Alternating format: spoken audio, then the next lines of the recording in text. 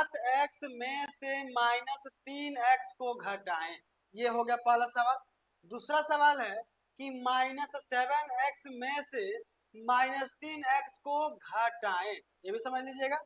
अगला क्वेश्चन है कि -7x में से -3x को जोड़ना है 8x, -3x, 7x को जोड़ना है। तो आइए यहाँ 4 सवाल दिया हुआ है, चारों सवालों को जोड़ने का प्रयास करते हैं। आप लोग कहिए कि बहुत सिंपल सवाल है, लेकिन इसमें कुछ ना कुछ गलतियां हो जाती है। आइए उस गलतियों को दूर करने का प्रयास किया जाए।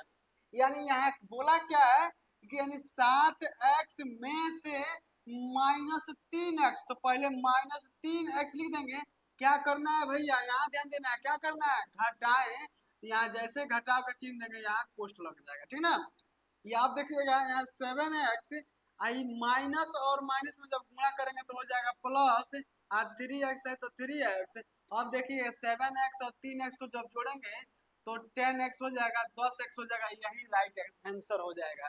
लेकिन विशेष ध्यान देना है कहाँ, यहाँ ध्यान देना है। आइए एक अगला सवाल है, कह रहा है क्या कि -7x में से, तो -7x में से क्या करना है, -3x को क्या करना है, घटाना है। तो घटाना है तो यहाँ घटा देना है, विशेष ध्यान देना है यहाँ, ठीक ना। अब समझिएगा ये -7x आई माइनस माइनस में गुणा करेंगे तो हो जाता है +3x।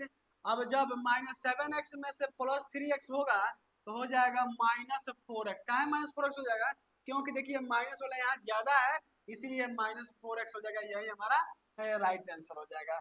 आइए अगला सवाल क्या कह रहा है, अगला सवाल कह रहा है कि -7x में से -3x को जोड़ना है।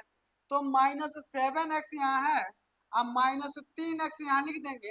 क्या करना है, जोड़ना है, तो यहाँ जोड़ कर चिन्ह देंगे तो पोस्ट हो जाएगा। यहाँ बराबर कर लीजिए, -7x अब प्लस में माइनस से जब गुणा करते हैं तो माइनस हो जाता है 3x।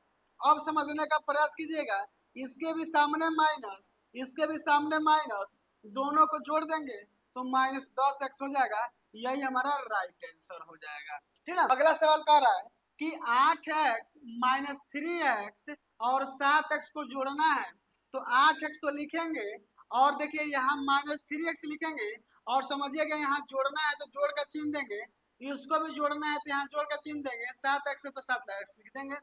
और समझिएगा ये 8x तो यहाँ रहबे करेगा, ये प्लस में माइनस से गुणा करेंगे तो माइनस हो जाएगा, यहाँ 3x हो जाएगा, आप प्लस यहाँ क्या हो जाएगा जी 7x हो जाएगा। अब समझिएगा कि इसके सामने प्लस है, इसके सामने प्लस है, तो प्लस प्लस को जोड़ लेंगे, 7 और 8 15x हो जाएगा, और -3x तो -3x हो जाएगा, बराबर ये 15x में से 3x घटेगा तो हो जाएगा 12x। यही हमारा क्या हो जाएगा जी, राइट आंसर हो जाएगा। तो मैं उम्मीद करता हूँ कि ये सिंपल सवाल जरूर आप लोग को समझ में आया होगा।